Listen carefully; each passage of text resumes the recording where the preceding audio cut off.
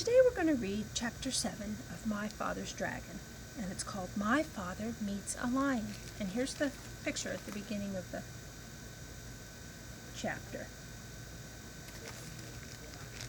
My father waved goodbye to the rhinoceros, who was much too busy to notice, got a drink farther down the brook, and waded back to the trail.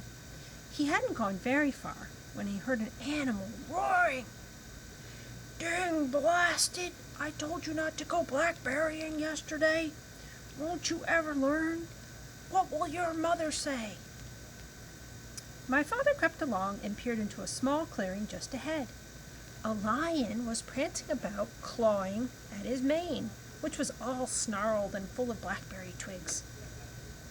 The more he clawed, the worse it became, and the madder he grew, and the more he yelled at himself, because it was himself he was yelling at all the time. My father could see that the trail went through the clearing, so he decided to crawl around the edge in the underbrush so as not to disturb the lion. He crawled, and the yelling grew louder and louder. Just as he was about to reach the trail on the other side, the yelling suddenly stopped. My father looked around and saw the lion glaring at him.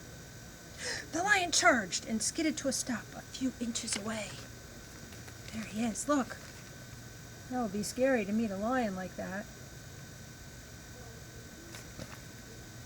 "Who are you?" the lion yelled at my father. "My name is Elmer Elevator." "Where do you think you are going?" "I'm going home," said my father. "Oh, that's what you think," said the lion. "Ordinarily, I'd save you for afternoon tea, but I happen to be upset enough and hungry enough to eat you right now." And he picked up my father in his front paws to feel how fat he was. My father said, "Oh, please, lion, before you eat me, tell me, why are you so particularly upset today?" "It's my mane," said the lion, and as he was figuring out how many bites a little boy would make. "You see what a dreadful mess it is? I don't seem to be able to do anything about it. My mother is coming over on the dragon this afternoon, and if she sees me like this, I'm afraid she'll stop my allowance. She can't stand messy manes. But I'm going to eat you now, so it won't make any difference to you." "Oh, wait a minute," said my father, "and I'll give you just the things you need to make your mane all tidy and beautiful. I have them here in my pack." "You do?" said the lion. "Well, give them to me, and perhaps I'll save you for afternoon tea after all." And he put my father down on the ground. My father opened his pack and took out his comb, and the brush and several hair ribbons of different colors. "Look," he said, "I'll show you what to do on your forelock, where you can watch me. First you brush a while, and then you comb, and then you brush again until all the twigs and the snarls are gone. Then you divide it up into 3 and braid it like this, and then you tie a ribbon around the end."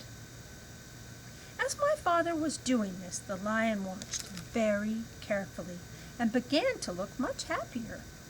When my father tied on the ribbon, he was all smiles. "Oh, that's just wonderful, just really wonderful," said the lion.